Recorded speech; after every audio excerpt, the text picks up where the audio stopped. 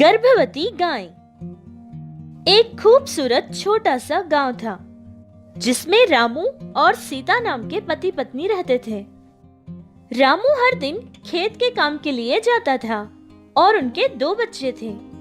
रामू और सीता हमेशा यही चाहते थे कि उनके बच्चे उनकी तरह ना बने, पढ़ लिख कर कोई अच्छा काम करे और अपने पैरों पे खड़ा हो सके।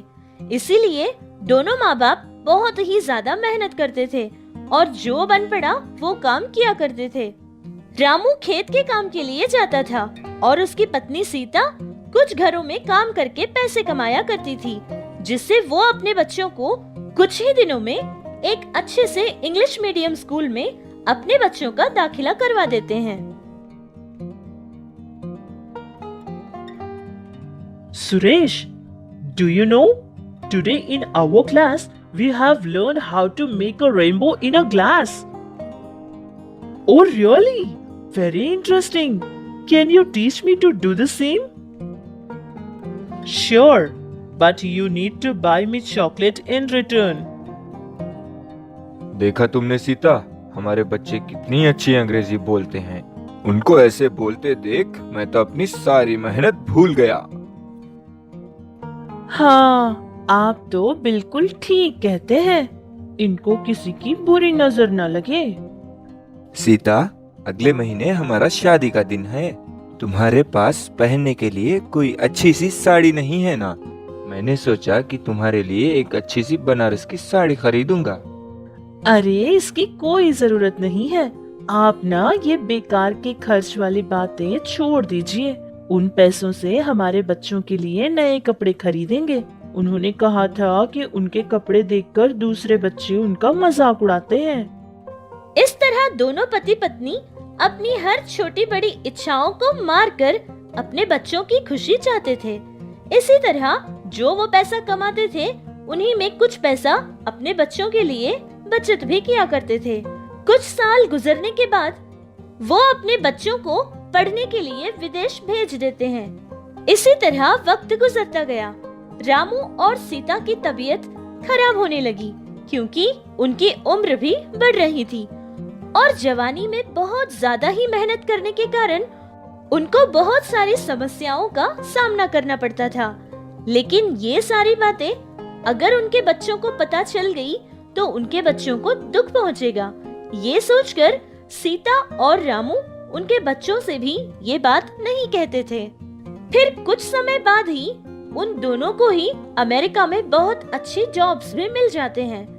लेकिन सुरेश और राजेश दोनों ही अमेरिका में अपनी पसंद की लड़कियों से शादी कर लेते हैं और वो लड़कियां बहुत बड़े घराने से ताल्लुक रखती थी। राजेश और सुरेश ने ये सोचा कि अगर उनके माता पिता के बारे में उनकी पत्नियों को पता चलेगा तो वो उनकी इज्जत नहीं करेंगी और वो लोग उनका मजाक उड़ाएंगे।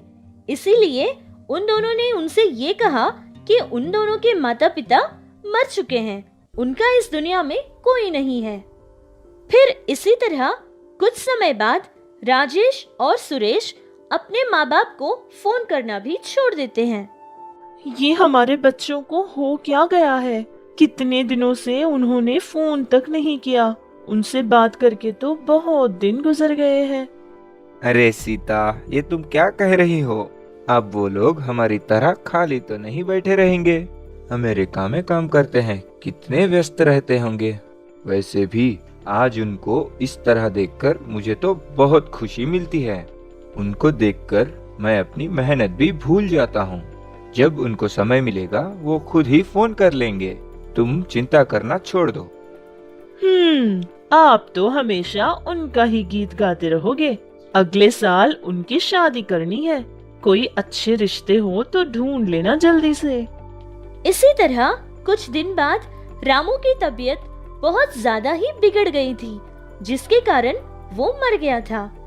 सीता ये बात अपने बच्चों तक पहुंचाती है, लेकिन ये खबर मिलने के बाद दोनों ने ये कहा था कि उनको बहुत सारा काम है, जिसके कारण वो गांव नहीं आ पाएंगे। और उन लोगों ने ये कहा था कि जितना पैसा खर्च होगा वो पैसा वो लोग भेज देंगे, जो कार्यक्रम करना हो वो कर ले। ये बातें सुनकर सीता को बहुत ही दुख पहुंचा था।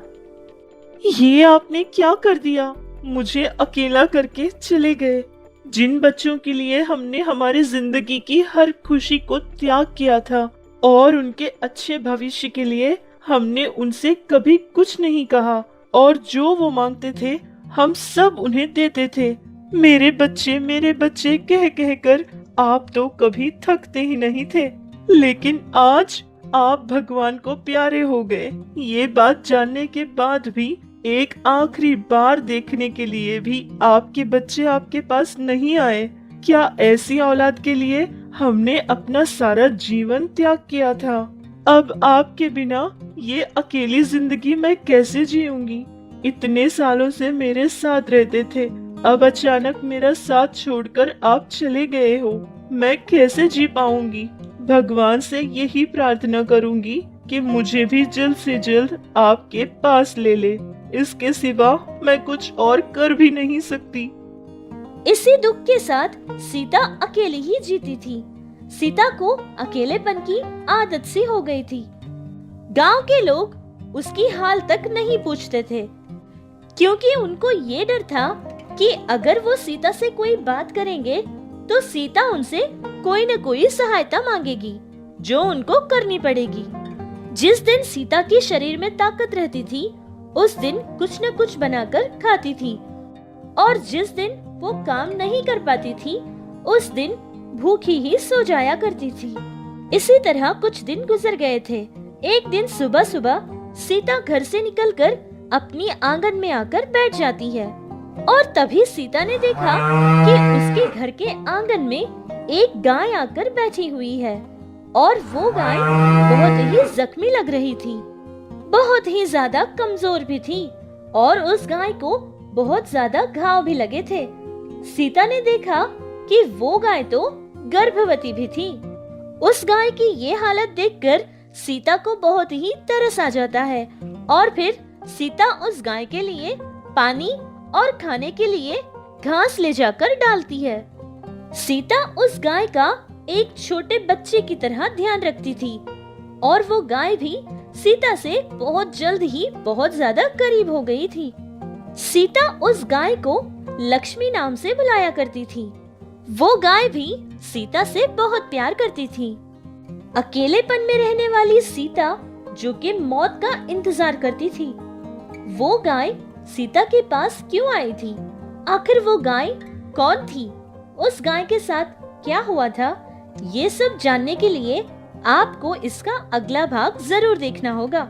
और अगर ये वीडियो आपको अच्छा लगे तो अपने फ्रेंड्स और फैमिली के साथ शेयर भी करना। ऐसी ही और दिलचस्प कहानियों के लिए हमारे चैनल को सब्सक्राइब जरूर करना।